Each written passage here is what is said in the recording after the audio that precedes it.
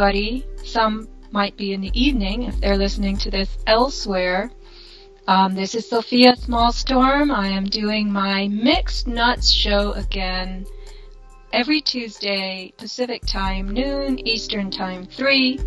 I'm grateful to my producers at People for People 2022 on Rumble and also peopleforpeople.ning.com. If you're listening on Rumble, please do hit the like button if you want to spread word of this show, and hopefully you like it. I have a great guest today. His name is David. I think he calls himself Flat Earth Dave, right? Is that correct, David? This is correct. Yes, Flat Earth Dave, because there's no mistaking what I'm talking about. Yeah, Flat Earth Dave. So Flat Earth Dave has made this his life's work, spreading the word about the absolutely unspherical Earth. And we have a video showing of space. Our producer, Braveheart, selected it, but really didn't know what he was getting into. So we don't know what it looks like, and we won't be able to comment on it. But just let it run and listen to what Mr. Flat Earth has to say. So I had David on once before, and he gave a presentation of sorts. He had a screen share going on, and that was very rapid. David tends to speak very rapidly, so I'm going to ask him to slow down a lot today. And I have, as a subject of our discussion, the International Space Station and space in general. This is an aspect of Flat Earth, and my hope is to have David on frequently so that we can get into different aspects of this Flat Earth philosophy, science, whatever you want to call it. David, it is said that the ISS, International Space Station, is empty. Nobody is on it. And why is that? Well, there's a lot of things said about it. The question is, when you look up into the sky and use your ISS tracker on your smartphone and you see this light cross the sky, what is it? Is that a space station? Is it empty? Are there people in it? Is it something completely different? And using logic and math and your God-given common sense, we can assure that it's not what they tell us it is. For example, when you see a 747, which is about the same size as the International Space Station if they were sitting next to each other, a 747 at cruising altitude is literally just a tiny little dot in the sky. You can see the shape of the plane. You're like, oh, yeah, look at that plane. There it is. And if you look, you can't really see the engines. You can't see the engines. They're too small. Okay? So we're going to get into satellites and the ISS, but the engines are about the size of a satellite. You can't see them at 7 miles high. And the airplane at 7 miles high is very tiny. If you double the distance, 14 miles high, you definitely couldn't see it. You can actually do some science on that, on how small it would get and your angular resolution limits of your eyes, showing that you couldn't see it at 14 miles. But we're supposed to believe that we can see the International Space Station at 250 miles. And we're supposed to believe that we can see Elon Musk's Starlink satellites, which are a 20th of the size of an engine on a 747 at 350 miles. Okay, so right? Just hold on, please. Yep. So when you say we are supposed to see, you mean on an app. But you said there's a light in the sky. So this light is said to be 250 miles up? Yeah, it's supposed to be the space station reflecting sunlight. And if you look at something reflecting sunlight, so Sophia, imagine you and I are standing on the beach, 20 feet apart, and your producer is standing 100 yards away from us, and he's got a mirror, and he's reflecting the sun in your eyes. I'm not going to see that reflection. I'm not going to see the light on that mirror. I'm not going to see any of that. So for some reason, when we watch the space station, we can watch this light move across the sky evenly. The light never changes. It looks like a bright, bright star. And when I talked about an app, there's the apps that you can track the station so you know when it's going to be passing over you so you can see it. And But then you yes, have to actually raise your eyes and look up and catch what is said to be the International Space Station passing by, right? right. But getting back to what I was saying earlier, you could not see the International Space Station at the distance that they tell us it is, right? Right. And we got to use the 747 as an example of, if you double the distance, you couldn't see it. But that's only 14 miles. We're talking 250 miles. It's almost 50 times farther. Okay. So So effectively, it's not going to be visible, but something is visible. So do you and correct. your fellows have any theory as to what that is? I go back and forth, but we did have a NASA whistleblower that was I was in communication with via email for about a month, and I'm like, okay, this is someone just scamming me. Let me really test, and I was getting names and numbers and meetings and all sorts of stuff, and it was all adding up. And I said, what is the light that we see that they call the International Space Station? And he said that they have five. I think it's B 2 or B 52 bombers, B 2 bombers from World War II, five of them that are retrofitted with transparent parts where the skin is transparent, and then they have thin aluminum, skeleton, but you can't, that just goes invisible over distance. And then the bottom of it has an array of LED lights that are the same light temperature as the sun. And that these things take turns flying around circles over the flat Earth. Two of them are based in Alaska. Um, I think one was in I forget where the other ones were. I think one was in Africa somewhere. I'm not sure. But they basically take turns. So you think about this, like these things are flying up there.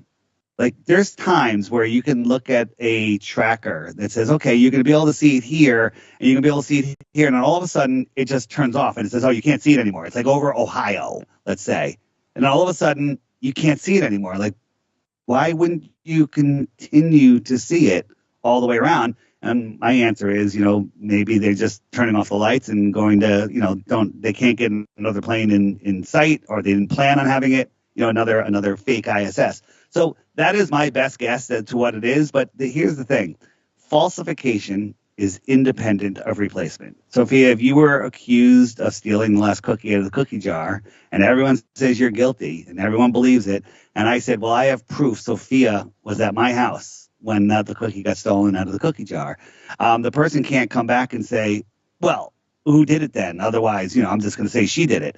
So we can completely falsify the story of the ISS, what they tell us, because you couldn't see it. You couldn't see it. There's 100 other problems with its orbit speed. How would we get to it? The ISS is orbiting at 17,500 miles an hour. Do you think that a little bit of flame shooting out of the bottom of a very heavy rocket can make it go 17,000 miles an hour? Our fastest jet fighters go, 2,300 miles an hour. How do you get to 17,000? Okay, David, because I'm a girl, thank God, I don't even really care about the International Space Station, and so I know almost nothing about it. When did they put this thing together and put it up there? Yeah, if you think about it, the International Space Station is probably one of the most incredible marvels of engineering. It was, assembled in space with guys floating around in giant snowboarding suits, and they're bolting this thing together. But a funny thing, and that was in like 1980. I think it was in the 80s. Don't quote me there. It's over 20, 30, maybe it was 90, somewhere in there, somewhere in the 80s or 90s. You could look it up. But All right. there's zero video and photos of it being built. Now, if you think about it, mission control would be like, all right, Henry, move that piece over here and connect this over there. It would be the most filmed and recorded construction project in history. Zero. There's zero images, photos, video of it being built. And China just put up a space station about a year or two ago, and they forgot to film it also. So they must have been writing articles about the thing about to go up or being put together. I remember images of guys in what you call, I don't know what you call them, snowsuits or something, and some it's very dim memory of the International Space Station, but that could have been a composite, some kind of graphic. But yes, I wasn't really even aware of when it went up. But were there news articles about it? Yeah, there was. They just like, oh, the Russian module was put up, and here's the thing: different countries built different parts of it, and the connection parts didn't match. The connector, the door that connects to the other door didn't match. So they have to build a third part that was an adapter that had the bigger Russian size with the smaller US size to put it in. And here's the thing. They never built it on Earth. They just made the parts, flew them in space, and put them together for the first time in space, going 17,000 miles an hour, falling around the Earth. It's really, when you actually think about it, the reason that people don't understand this is because the lie is so big, it's hard to imagine. It's really hard to imagine that the entire thing is fake. I don't believe anybody has gotten above 72 miles, if even that high. Okay, so we will talk about the Red Bull guy soon. But it says on Wikipedia, this is a large space station assembled and maintained in low Earth orbit by a collaboration of 5 agencies: NASA, Roscosmos, which is Russia, JAXA, which is Japan, ESA Europe, CSA Canada, and their contractors. All right, so the purpose of the ISS is performing microgravity and space environment experiments. So David, if this thing is totally fake and couldn't have been built as they say it was, and isn't even up there, which is the impression I'm getting from what you're saying, there are a lot of countries in on the ruse, right? So they're all in on it. A great analogy I heard the other day was you got different mafias, different organized crime divisions all over the world, and they could be at war with each other. They could be working together. But one thing they're not going to do is they're not going to rat each other out. They're not going to tell the government how things operate. They're going to have their own internal battles. They're going to do their own scam because space is the. If you want to put it in terms of money, which most people understand, take all of the music industry. That means all the music from online to records to concerts. Take all of the gaming industry from every game ever made, every place that plays games, and all of the movies from online rentals to movie theaters. Add that all together. The space budget is far above that combined total every year. So if you want to talk about a hole for money, space is it. NASA gets $80 million a day. $80 million a day. And what have we gotten from them? Velcro and memory foam, which actually that's a myth also. Okay, David, it says on Wikipedia, and I had a hard time believing this, that space station circles the Earth in 93 minutes, completing 15 and a half orbits per day. And never once have we seen a live sunrise or sunset out the window. Okay, so we agree that space, whatever. Okay, let's talk a little bit about what is the definition of space. I have my own theory based on what I learned from Martin Kenny. Remember him? Oh, yeah. All right. So why don't you tell us the collective assumptions or theories from your guys? I'm going to call them the fellows, the FE fellows. Yeah, so we're not claiming that space is a thing. Personally, I think above the firmament, the dome above us, is water, and I don't know what's beyond there. But everywhere in nature, in labs, everywhere, high pressure gas fills the available space that's provided to it. If there's low pressure and high pressure, the high pressure will migrate into low pressure. If you have a vacuum and you open up the chamber of no air, the gases will violently fill the available space. If you had a box of air and you were inside of a room that had no air and you opened the box, top, bottom, left, right, doesn't matter, the air is going to violently fill the entire room equally. It's just going to instantly equalize, except in space. In space, giant, incomprehensible amounts of gas collapse upon themselves, creating burning stars, right? They tell us our sun is one of the smallest stars that are out there. Other ones are, make our sun invisible compared to how big they are. But our sun burns, I think it's 640 billion tons of fuel every second or every minute. It doesn't matter because it's such a ridiculous number, but it's been burning for billions and billions and billions of years, and none of its mass has ever changed. You have burning balls of gas in a vacuum, which defies logic and every law of physics. So what is space? It ain't a vacuum adjacent to a high pressure Earth spinning in it, falling, around the sun. So I don't know. I think that hopefully answered the question, but space is provably not what they tell us it is. So what is, if we are, let's remind people who didn't hear the first show or haven't looked at Flat Earth much, the dinner plate with the oceans in it, and its rim would be Antarctica. So Antarctica isn't located in one place, it encircles the Earth. It's the rim, the ice cliffs. So, right? Well, hold on. Let me just correct that a little bit. The example I gave of the plate was how you would keep water in it if you're in a car that's speeding up, slowing down, or turning the slightest amount. The Earth is not a disk. It is a we live in what I call the Antarctic basin. So we live in a pond, and the shoreline of our pond that contains the water is the highest land in the world. The highest land in the world is Antarctica. They don't teach you about that. Okay, all right. So I'm not defining it. I'm not cutting it with scissors into a disc. I'm just saying our space that we occupy is somewhat circular, and there is an edge around it of cliffs, which would correlate with you saying that's the highest point. And beyond that, so I would say that beyond that would be more space. And that may be the space they are referring to. Not up, but on the other side. I call it the outer space. The outer space beyond Antarctica. If we're at the center, we consider ourselves the center of the flat Earth plane realm. Then you have Antarctica, the shoreline of our world. Antarctica's landmass might be bigger than all of the other continents and all of the other oceans combined. But what's beyond there? What if you went 1,000 miles, 10,000 miles, 20,000 miles? Would you come to another pond? Another world?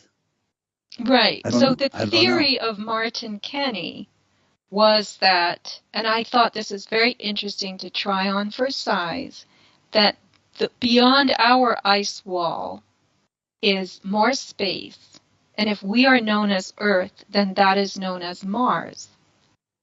And beyond that one is Jupiter, and beyond that one are the other what we call planets. So the planets aren't round orbs, they're actually areas beyond us in this consistently extending, I don't know what to call it, universe, world, whatever. So what do you think of that? It's very, very close to what I believe. So here's the other thing, just so the people that are like, well, what are you talking about? First, you don't need to go beyond the shoreline of Antarctica or higher than we could reach to prove the Earth is flat. That is just completely done and proven, and there's a million ways to show that. But what's beyond there? Personally, I think that there's other basins. Just imagine Kansas, and Kansas has 1,000 different lakes, circular lakes, all spread across Kansas. Well, we live in one of those lakes. That lake has islands, it has a North Pole, it has its own local sun, and those other lakes are other pieces of the plane or a planet, and they're in the outer space, and one of them's called Jupiter, one of them's called the lands of Mars. Maybe NASA's not lying, they're trying to go to Mars. Maybe there are people on Mars. That's what I was saying, is that when Elon Musk talks about going to Mars, he just means let's go beyond the Antarctica boundary into the next area. Whether it's another ring that surrounds us or it's a lake, as you say, these are just concepts that I think are important to try on for size and then see how it fits with the way they describe our world, which is a globe or a sphere, and everywhere you go, you end up back in the same place. No matter how far you go, you will eventually end up back in the same place, according to their theory, right? And in our model of the Antarctic ice wall, if you headed south, any direction, you would, what we call south, you would go to Antarctica, right? Because that's the wall around everything. So I just think this is a very interesting theory. It changes your habitual thinking, what we're taught at school, which the season stuff never made any sense to me. So that's why I'm willing to think differently like this. But tell me why, in your and your fellows' um, best guesses, what are they getting 80 billion? Well, how much is it every day? 80 billion? No, 80 million. 80 80 million. 80 million a million a day. day. I think that's just black budget. I think they give NASA maybe $10,000 a day. Who knows? Because they just provide us a bunch of nonsense. NASA is also a big jobs program. It's like you can't have slaves unless they have a job and think they're free. And then you have perfect slaves, and we're all slaves in the system. If if you're playing on their fake world, you got to abide by their fake rules, and they're trying to remove us from nature, God's world, that we were born into, owning equally, and they have us, living in their satanic heliocentric ball that's filled with fear and nonsense, and people are just begging the government to rule their lives, and that's what they get. But I want to just go back just a little bit, and just mention there's a lot of these. I used to be way into space. I love Star Trek, Star Wars. I watched them all, Battlestar Galactica, all of the space movies, all of them. Loved it. Lost in Space. That's our whole world, and that's all programming just to make people, never even consider that space isn't a real thing. And then there's Contact in the Desert. There's all of these conferences going on with all these people like Richard Dolan. He's out there. He's pushing for disclosure. All these people are pushing for disclosure. And they're saying the governments are hiding crashed aliens and they're hiding technology. They're right about all of that stuff except where they're coming from. So coming from outer space, I'll show you. I can tell you how absolutely ridiculous it is. But coming from the outer space, just thousands of miles beyond Antarctica, disclosures here. Extraterrestrials, extra terra, more land on the Earth, Terra. Okay, it's already here. It's in our lifetimes. It's now, and all these guys have to do is pivot their universal brainwashing and take all of the good work they've done. They have testimonies of people that have been abducted. They have testimonies of crashed aircraft, advanced technologies. They have sightings all over the place. All of that is true, except they're putting it in a scientifically impossible heliocentric space vacuum that doesn't exist.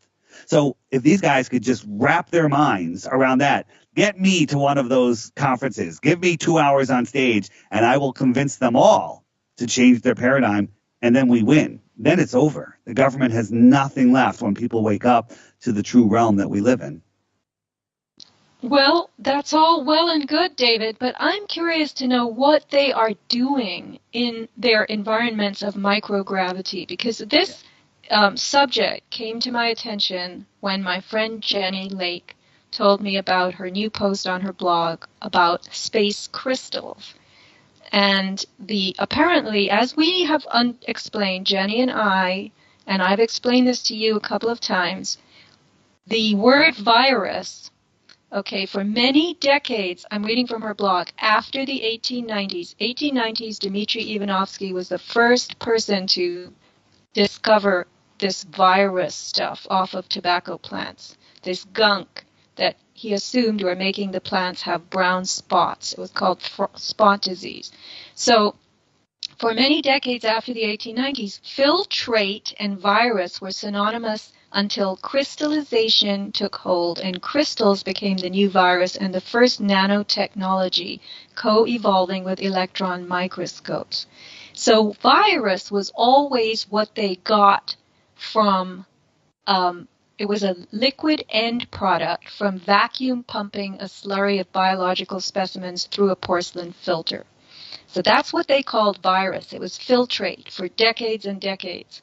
And whether it caused disease or not really has never been proven. It it's a messy material from usually diseased people, and it was injected into brains of monkeys and whatnot, and it caused problems. It definitely caused problems.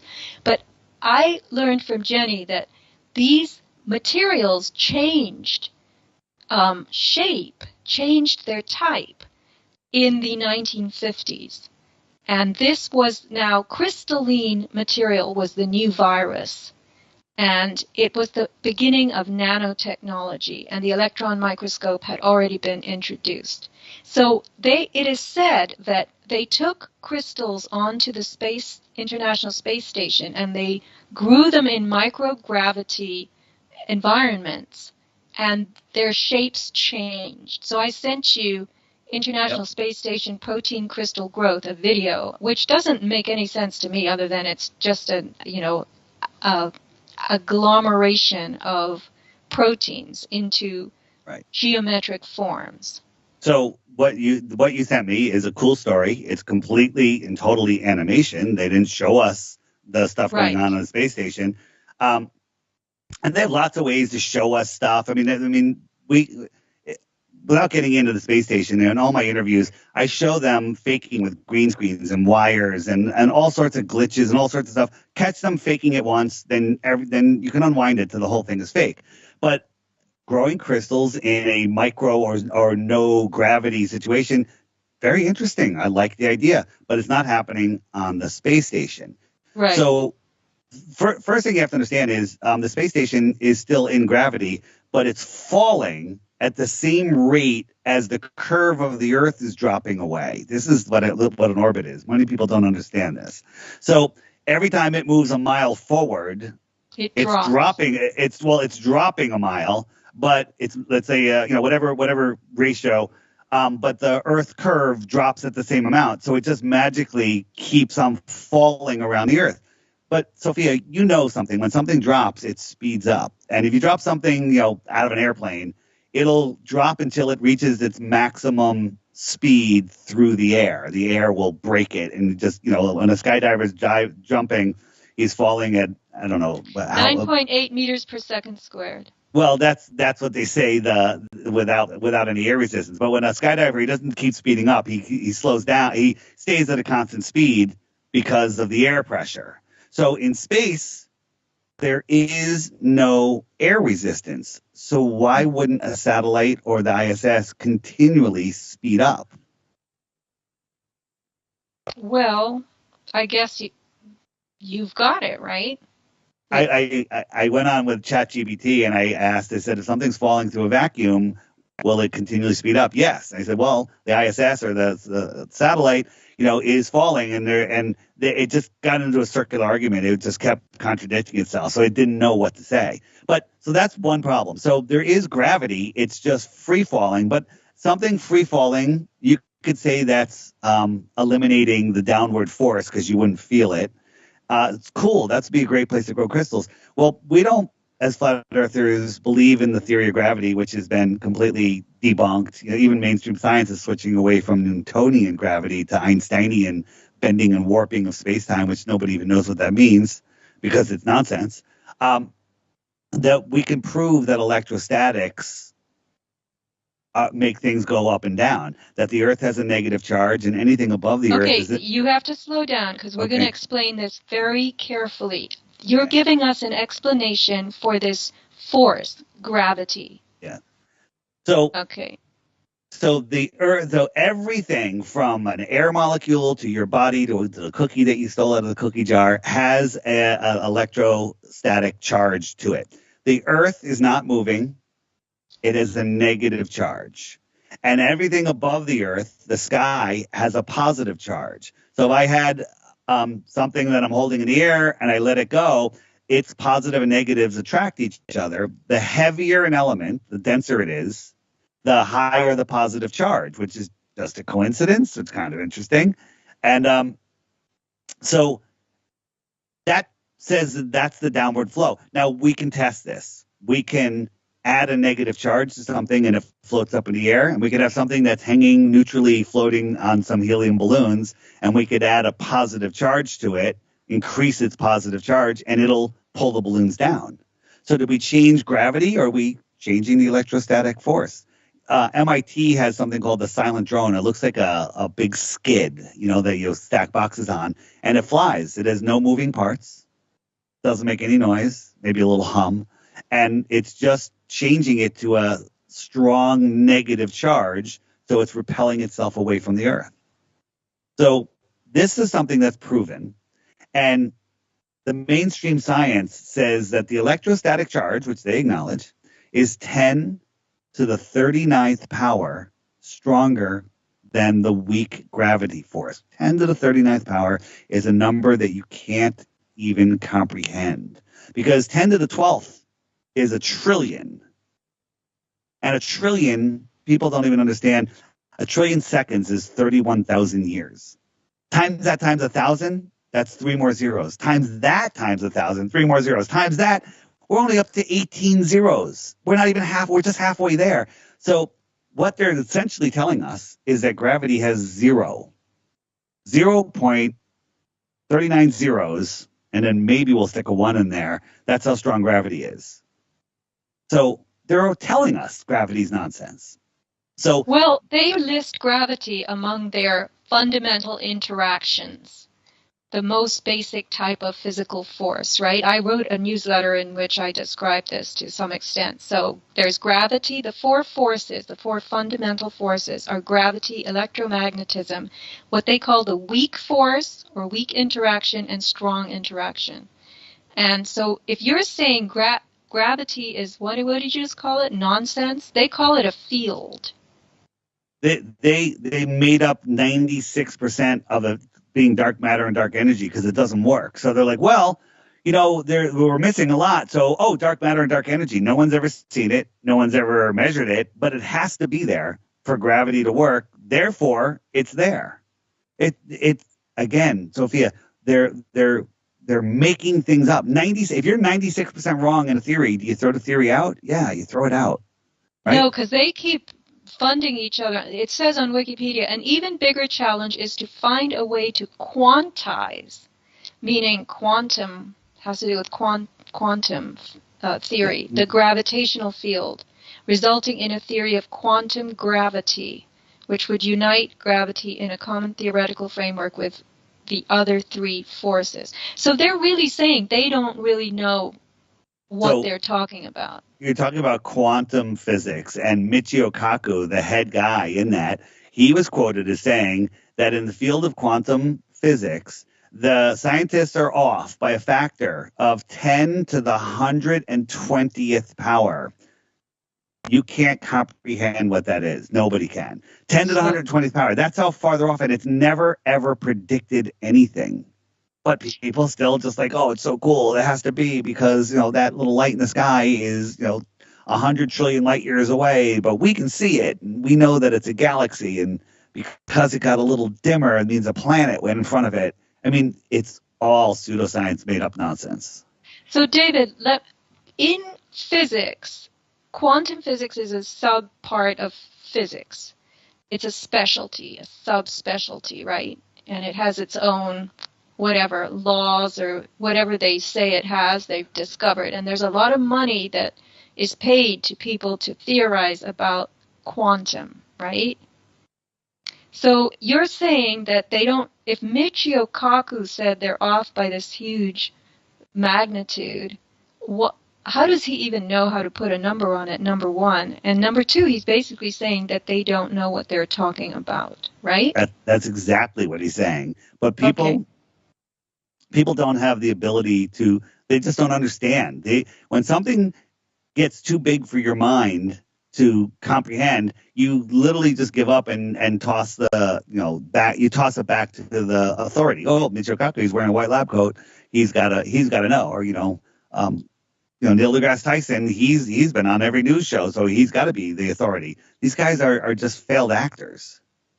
Right. And I will say something if I have a chance. I don't want to sidetrack from your material, but I just learned something about learning. People need to see this interview. It's on my blog, Sofia with an F, Sofia, smallstorm.com. It's an interview that Mike Adams did with Dr. Michael Nels, and it's about the workings of the brain, the hippocampus in particular.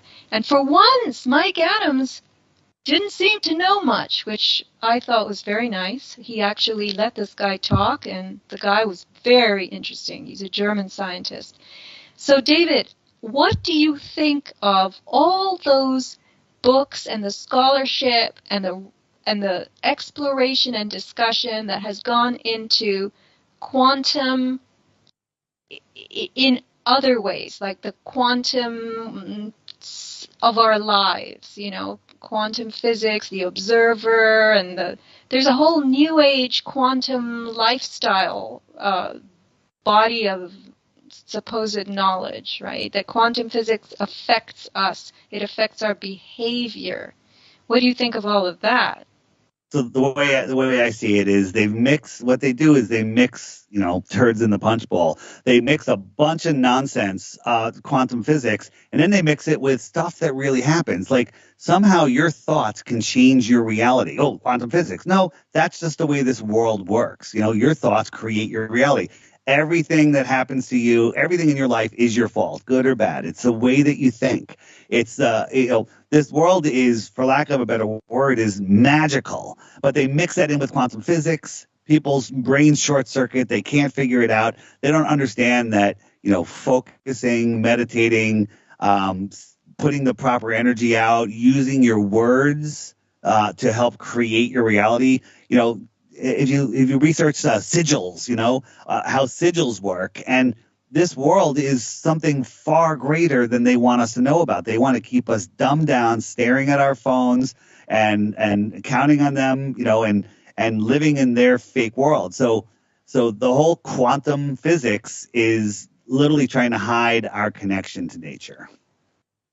Yeah, and I learned something about learning, and I will say what it is. In order to really learn something, you have to have the components of time, when you learned it, and where you were when you learned it. Otherwise, you don't really remember it. And I found this very interesting. It's in that interview. Maybe I'm kind of mangling it a little bit, but I have to listen to that interview again a couple of times. So, are we all aware of how many people say they remember exactly where they were when they heard that JFK was assassinated? Right? Haven't you heard that? Yep. Okay. Why do people say that? Because in learning, we learn the best when we recognize and remember and commit to our hippocampal cells where we were and when it happened. And if you just sit with your head bent over your phone and you inhale TikTok videos, you're always in the same place. And you can't really differentiate between the time. And therefore, you don't retain anything that you get from that modality of learning. And the way we originally learned, before there were videos and books and tapes and all of this kind of thing, we learned by experience. You went out to cut down a tree and you hit your leg with the axe and you realized, oh, I did it wrong, or I'm using the wrong tool, and you will never forget. That's how you learn. You have to learn with those components of space, where it was and when it was. And so we are taking in too much information that doesn't have temporal and spatial association to it. That is a factor of our living. People say, oh, there's no space-time, blah, blah, blah. But in your daily regimen, your routine, adventures, there is always a time when you did something and a place where it was. And that's really how you learn. Those two factors have to be knitted in with what actually happened for you to remember it. So what I hear you saying is when I watch TikTok videos, I need to run around all over the place, so I watch each one in a different place? David, how many times have you told me, oh, here's a video, you need to watch it, here's an interview, blah, blah, blah, and you send me the link and I say to you, what was it about? And you can't remember? Well, I can't remember what I sent you, right, because I'm on to the next thing. Right, all right, so there you go. I got it. Yes, you're right. It's too much. I agree. It's too much. I agree. But Mike Adams said that he remembers, he also inhales videos and interviews, but he's out on his tractor, on his ranch, and he connects a bit of learning with being on the tractor, being in a certain location. Hmm. And that helps you learn. If you're always in the same place, I and like it. you see your brain, exactly, it becomes uncomfortable and you don't like it. And you end up, I'm writing this in my newsletter, you end up an uncurious oaf, okay? Because you don't have enough adventure associated with the learning. It's not a personal experience. It's somebody telling you something. And when I was a fiction editor, and also this happens in screenplays, we call it talking heads. When you write a screenplay or a teleplay or whatever, you don't have people sitting there telling each other stuff. You have to show it. And in book editing, novels, fiction, you always tell your writer that you're coaching, teaching, you tell them, don't tell, show. You have to show this. You have to put this into action. And that's how a story becomes interesting. That's how your life becomes interesting. The more curious a person is, the more they're going to find out and know stuff. The less curious they are, and the more their hippocampal cells die. Because the thing is, hippocampus renews its neurons, unlike a lot of the other parts of the brain. And if you put it into disuse, if you bore your hippocampus, it will just start to die and shrink. And then you won't be able to learn anything. It's already hard enough, David, to explain what you and I are learning, and we're learning it with great tenacity, and sometimes it's very uncomfortable for me to learn this stuff because it's hard, it's not easy. But how is the average person going to retain this? They can't. They can't see the scope of the assaults, the agendas, because they're not used to thinking like that. They don't have the cells in their brain to do it. Yeah, I hear you. They've done a great job dumbing people down, making them only able to memorize and regurgitate, and keeping their minds limited. When you take off the globe is literally just our pond wrapped around a ball, and all of that outer wonderment, all of those outer resources are unavailable to your imagination because you can't even imagine them. Because imagination is what builds our reality. And they've literally put us in a prison and cut off our imagination. If everybody woke up and understood what this place wasn't, at least, and partially is, the imagination and the exploration and the all of the energy would just change. And so that's one thing that they don't want, because with the millions and millions of people that are waking up to flat Earth now, they're literally unplugging from the matrix, and they're not giving their power away anymore. And that's what they don't want. So what's going to happen in 2024? I'm not sure, but I think it's going to be something big.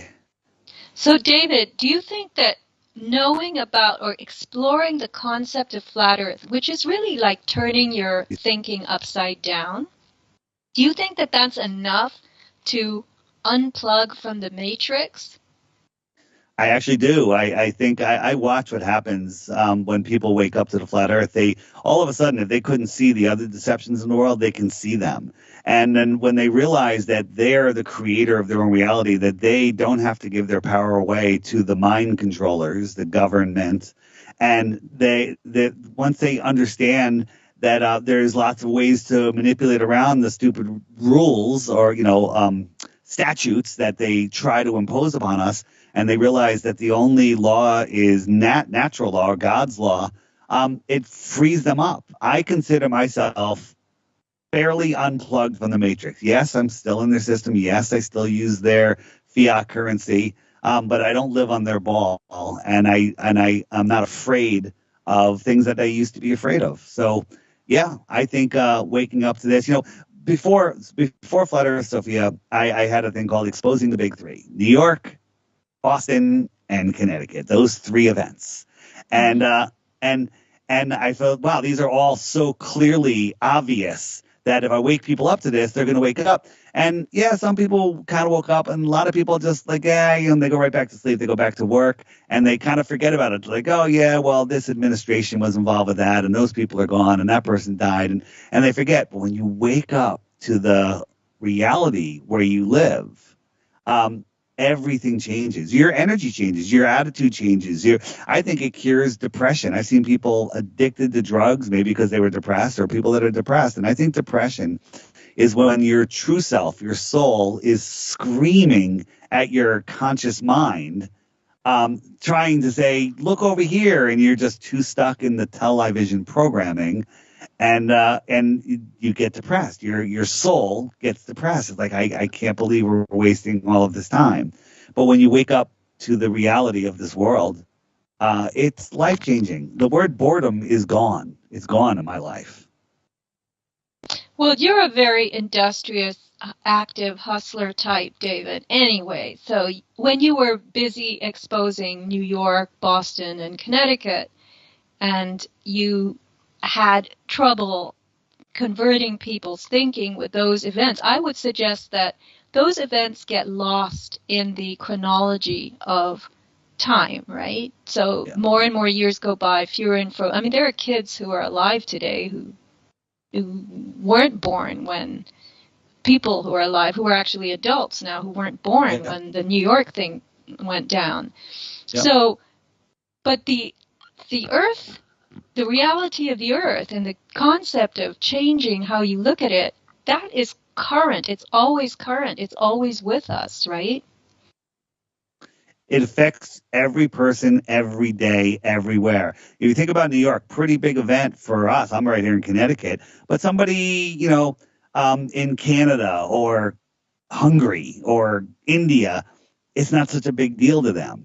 Flat Earth, everybody, every day, all day. It's one of those things that there's zero attrition rate. When somebody discovers the Earth is flat, they never forget about it. People forget about things all the time. This is the one that changes your world. It changes your reality. It expands your mind so you can have the chance, at least, of living to your full potential. The globe hides your full potential. All right. Well, I do know two people, friends of mine, who retracted their new belief that the Earth might actually be flat. Well, that means they never really got there. They probably had some weak information, and they just haven't got there. And they started Googling, and Google just kept feeding them nonsense, because Google will just serve you anything that'll flip you around. All of the good stuff is being hidden, and you can find all that good stuff on my website, flatearthdave.com. Go to the video section there, or the crash course. I have a challenge on my. You go down to the crash course, you'll see a big picture of me, and then there's a bar. It says crash course. Click that, and it's a list of videos that are being hidden from you. They're all free. They're all right on YouTube. And I say watch the first three, and if you can come up with one proof that we live on a globe, you win 3 Bitcoins. That's almost $200,000 today. All right, David. I think it's over 200,000. That's a small fortune, but nobody has been able to actually do that with you, right? Because the Earth is not a globe. Well, again, so many people are fence sitters on this. They just say, well, it's all the same to me, whether it's round or flat. And it doesn't change my life. They will insist that it does not change their life. Yeah. So, can I give you an analogy for how it doesn't change your life? A lot of people know Plato's allegory of the cave. Imagine this. You lived in a building. This building is 500 miles long by 500 miles wide. It's big. And it's 200 stories tall, just so you got this giant building. And inside that building, there's baseball stadiums, colleges, Costco's. There's natural parks. There's trains, 500 miles. There might even be airplanes in there, okay, that take you from place to place. And you're born in there. You got married, you had kids, whatever, right? You're living your life in there. And then one day you're going exploring, and you're heading towards the outside wall. When you get about a mile from the wall, they say, no, you can't go there. Turn around. This is off limits. It's the only pristine place left. You can't go there. We have to protect the ice and the penguins. And okay, you go back and you live your life. But somebody says, there's more. There's more out there. There's a lot more. And the person goes, well, what difference does it make? I have everything I need. I'm here. Well, you've just limited yourself to that one cube. That's it. I think there's more. I know there's more. Japan found 700 new islands last year. Japan, here, inside our pond. What's beyond 700 Antarctica? new islands where? In the vicinity of Japan? Yeah, look it up. What are they calling an island? There's small ones and there's big ones, but the way they hide the flat Earth is GPS. It's run by NASA, and there's big swaths of ocean that are cut out. So if you're following a line of longitude that goes from north to south, it should be the same line, but that line will split and cut out a big pizza wedge of the ocean. So if you're on one side of that line, you could be far, far away from someone on the other side of that line as you go south. It spreads. So people never, ever sail into those areas, and they keep airplanes away. Or maybe airplanes do fly over them, and people just don't know what they're seeing. But they found 700 new islands. Fascinating. Well, I'd like to know what they call an island. I'll just mention something. My friend was in his surf ski off Del Mar, which is just a beach here, and he's, out there in the middle of nowhere, and then he sees this big, huge gray mass to his right, and he had never seen it before, and he thought it was an island, and it was a whale. It was a whale. So, what's an island? Islands could rise and fall depending on water levels. With trees and everything on them. So, yeah, I mean, but again, this is an area of our Earth pond that has been unexplored. We don't know what's here, and we want to go to Mars. We don't know what's here. Yeah. We don't know what's here. And by the way, I read an article about how Google Maps and GPS is charting our Earth, and that's going to be our reference pretty soon. And they can say anything they want. They can chart it any way they want because the maps of old are going to disappear. Right. So GPS, everyone can use it. A lot of people, everyone has GPS, so units and everything. But the GPS code is closed source. No one's allowed to see it because if we saw it, we can show you how they're hiding big sections of Earth. Right? There's no reason for it to be closed source. It should be open source, but it's not. It's closed source, and it's run by NASA. Again, NASA, the deceivers. Yeah, so I really would like to know what this organization does and what it's up to in its microgravity research. They are making a new kind of crystal now in microgravity, and they claim that it's on that space station, but as you have clarified, there's probably nothing up there that even is a space station. It's all a mirage, it's a myth.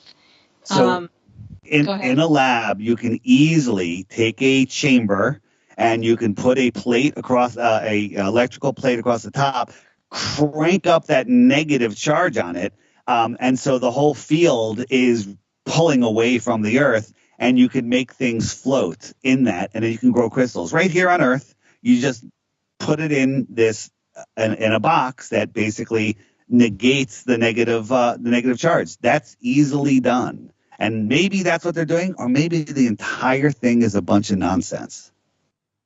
Yeah, I mean, you have to take their word for it unless you're there and you're one of the participants. By the way, they are advertising for astronauts. They want astronauts.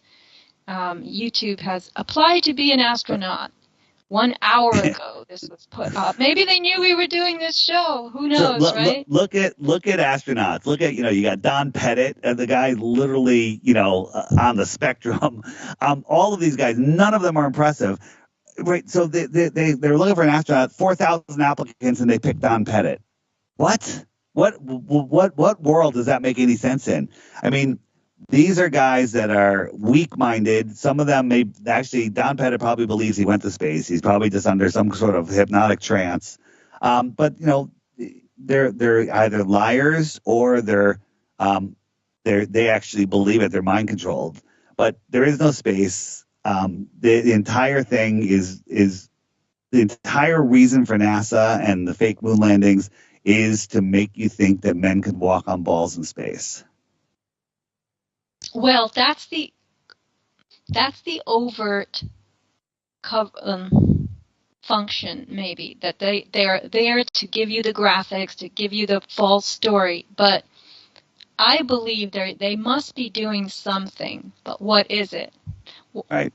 Right? I mean, Yeah, I don't know I how much believe. money they get, but they've been around for a long time. I've known people who've worked for them.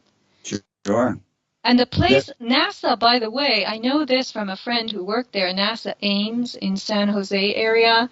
It's like the Vatican. They have their own electricity, they have their own water, they have their own everything. It's like a self-contained country.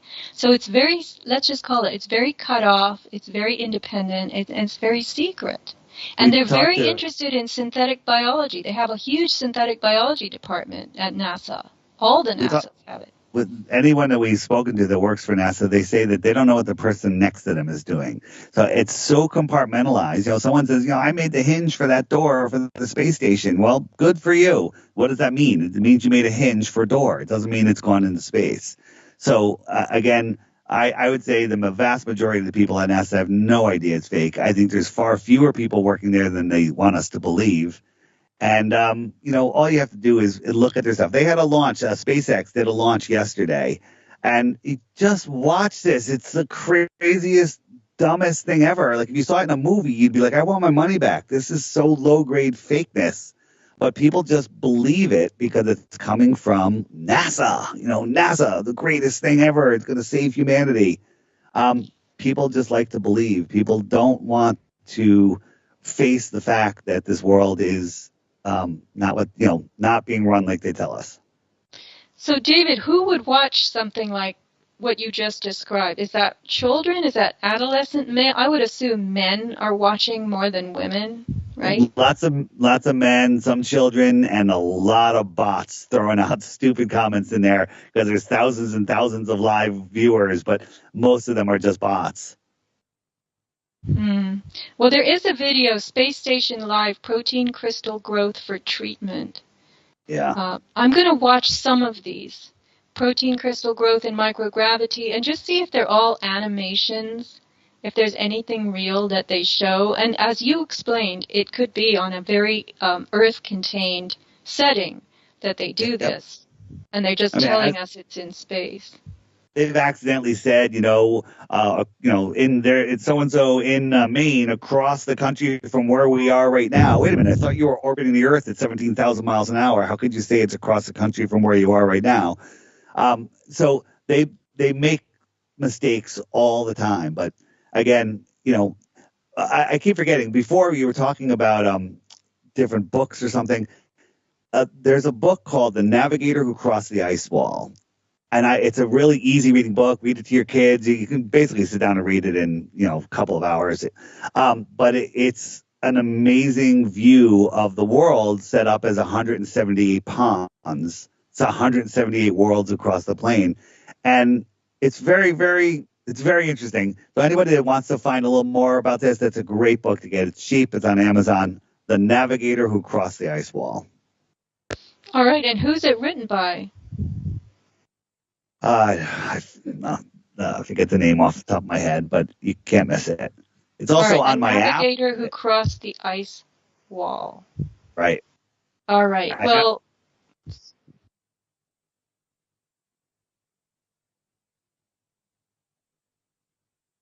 Okay. Oh, so there's a question in chat for me. Is it about? Oh, okay. In this chat. It says, is David aware of what Admiral Byrd suggested about flying planes into inner Earth and communication via telepathy with advanced entities? Yeah, there's a lot of exploration into the things underground, and I think there's lots of stuff going on underground. I think that there is an entrance to the underground world in the north. I don't know about the south, and I could see how people that live under the earth couldn't imagine why or how people could live on the outside, because there's all sorts of stuff there. But again, I can't go there. It's just stories. Animal Bird's dead. We don't know. But personally, I think that there is an entire underworld below us. There's definitely room for it, and I will cover the Cumberland Gap. Cumberland Gap, a newsletter that I wrote a while back, where a lot of nuclear reactors seem to have disappeared, that were commissioned by the Tennessee Valley Authority and other places.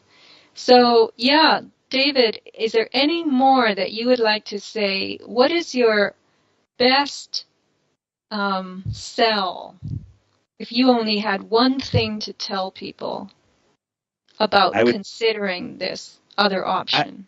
I would tell them flat Earth, understanding that you're not on a globe will change your life. Because people throw their hands up like, well, what difference does it make? I still have to go to work on Monday. Sophia, I don't have to go to work on Monday. I had my own business, everything, and it changed my life. But that's just me. I'm not saying that you're not going to have to do things. But one thing I would say is look at what they're hiding from you. If they're hiding something, if the government is saying, don't look at this, if they're giving a wiki warning on every flat Earth video, you know, with an empty claim that it's been debunked, maybe you should look there. When they say don't look there, look there. When they say don't look at the eclipse, look at the eclipse, right? So what I tell people is learn about flat Earth. They're hiding the information. You could find all the information you need on my website, flatearthdave.com, and it does make a difference. It does. So, David, has anyone ever suggested to you that this is a kind of religion? Well, the pseudoscience of cosmology is a religion because people believe they like you're crazy, flat earther. The Earth is a globe. What's the diameter of the Earth? I don't know. How fast is it spinning at the equator? I don't know. How fast is it orbiting? I don't know. How wide is the sun? How far is the sun? How far is Polaris? They don't know any of these things, but then they defend the globe model. That's not only religion, it's a cult, right? Think about this. Why do all of the planets circle Polaris? Our North Pole points to Polaris. All of the planets go around Polaris. On the flat Earth, the sun goes around Polaris, and all of the planets go around Polaris. In the heliocentric world, they're still all going around Polaris on a plane. They're all on the same plane. If we lived in a three-dimensional globular space, the planets would be on all different elliptical planes. But why do they all circle around Polaris? That only makes sense on a flat Earth. So Polaris is a star, right? It's a light in the sky. The North Star or the Pole Star? It's a light. They tell us it's 433 light years away, something you can't even comprehend. At a light hour, you couldn't see Polaris, okay? But 433 light years away, I mean, again, you can look at you can do the math. No one ever does the math. No one ever actually lays down and says, wait a minute. If the sun is gigantic and it's 93 million miles away and it's the size of a coin held at arm's length, if I doubled the distance to the sun, it would be the size of a pencil eraser. If I doubled it again, it would be the size of a star. And if I doubled it again, I couldn't see it. Well, that's a light hour. That's 8 times as far, right? So how can we see Polaris at 433 light years away? And then there's so many issues. I mean, we could spend an hour just talking about the impossibilities of seeing stars. Yeah, but there's something up there that everybody collectively agrees that they're seeing, and we don't know what those things are. On Wikipedia, it says that Polaris is a triple star system, composed of a yellow supergiant, Polaris A, big A, little a, in orbit with a smaller companion, Polaris AB. And then in wider orbit with B. So they're trying to tell you that it's bright. They're trying to tell you stuff that'll just short circuit your mind. Think about this. 100 billion stars in our galaxy. 80% of them are binary, which is just like you were explaining, where the stars are orbiting around each other, doing their own little figure eight. So we're spinning and whirling and twirling. The Earth is traveling 4.5 billion miles a year, never to return to where it was before. All of these stars are crisscrossing, circling, do-si-doing with each other. But never once have any of them changed positions. Never once has there been any parallax. Never once have they changed positions. That is impossible. Well, I'm sorry, Impossible. I thought that the constellations, which are really three-dimensional, but we look at them, the ancient people saw them as, two-dimensional. So the Big Dipper or whatever, Right. Orion. But I thought that those, or how do we know? I read a book when I was 12 that showed the constellations earlier in time and they were in different positions, the stars. But how do I know that's true? I'm just saying that's another one of their, In all, bogus, yeah, in all of our lives, nothing has ever changed. The stars would be nothing, changing right? every night. And we had the Georgia Guidestones, which showed us that Polaris was not moving. And then after 40 years, they blew them up as soon as we were pointing out the fact that that star shouldn't be there in 40 years. We actually had a physical monument that proved the Earth wasn't wobbling. And if they proved the Earth wasn't wobbling, the entire cosmology falls apart. And once we proved it, we're like, hey, wait a minute. That's more than a half a degree. It's 1.5 moon widths. It should be way outside of that little hole when you look through the Good Georgia Guidestones. And that video started going viral. People started talking about it. And then all of a sudden, out of nowhere, a terrorist blows up the Georgia Guidestones. And within 2 hours, 3 hours, they had bulldozers there that bulldozed the entire thing and took it all away without any investigation. Okay, this Amazing. is the best explanation I've heard of the disappearance of the Georgia Guidestones. So can you take us through it a little more slowly? We have about 4 or 5 minutes. Sure. So the Georgia Guidestones, besides having the 10 commandments for the future world, never letting the world population go over 500 million again, that's pretty ominous. But besides that, it was an astronomical clock and calendar. And there was the center stone had a long, thin hole, like the thickness of a straw. And if you look through it, Polaris is there all night, all day. You can't see it during the day because the sky's lit, but it's always there. It never moves. Right. So now Mm-hmm. they tell us they even though we're moving 4.5 billion miles a year, it's so far away that it wouldn't move even after thousands and thousands of years. That's the dumbest thing ever. But they also tell us that the Earth is wobbling, and it's wobbling in a 26,000 year cycle, and it wobbles 1 degree every 76 years. Well, 1 degree in the sky is the width of 3 moons. Okay, 3 full moons. So Polaris is in there. So Georgia Guidestones have been up for 40 years, over 40 years, and Polaris was still in the center of that circle. It should have been over 1/2 degree outside of that circle, which is a moon width and a half, and it was still there. So we started pointing this out. We went there ourselves. We filmed it. We showed it, and people started asking questions. And all of a sudden, boom, the whole thing was taken out and taken away, and no one talks about it. Most people don't even know about the Georgia Guidestones. David, when you say we went there, and so people you personally know went there and they filmed it and they proved this. Yes.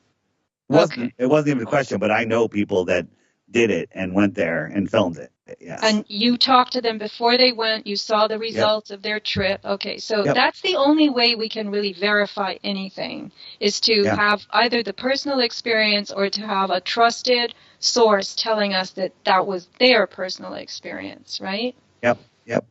Okay, so good. Well, perfect. That's a great explanation. I will have to add that to my blog somehow. I'll ask you how I can do that because that's very fascinating.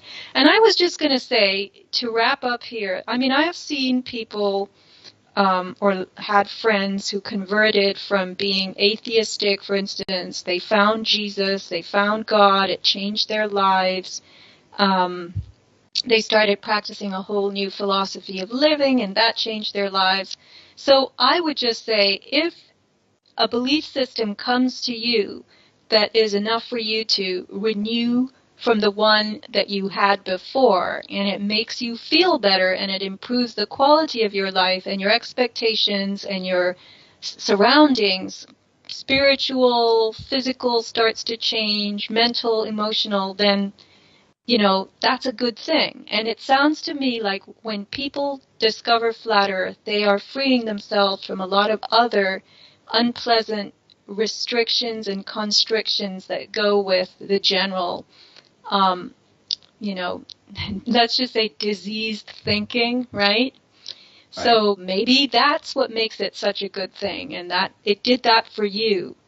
And again, there is a lot of, I think, from what I've experienced from flat earth people, there's a lot of mathematical and factual proofs that I've looked at and considered that definitely make me embrace this more than the globe earth, which I rejected even as a child. So I have to say, I'm being converted by this, but I can't say that it has improved my life in that qualitative way. Well, I mean, Sophia, knowing that there's more, knowing that we're at the center of creation, that's got to do something inside of you, just a little bit, a little like, hey, I'm not a random speck flying through a infinite space void. But what the center of creation, David, and we're going to wrap up in 10 seconds, the center of creation implies that the other spaces in the outer space are not centers.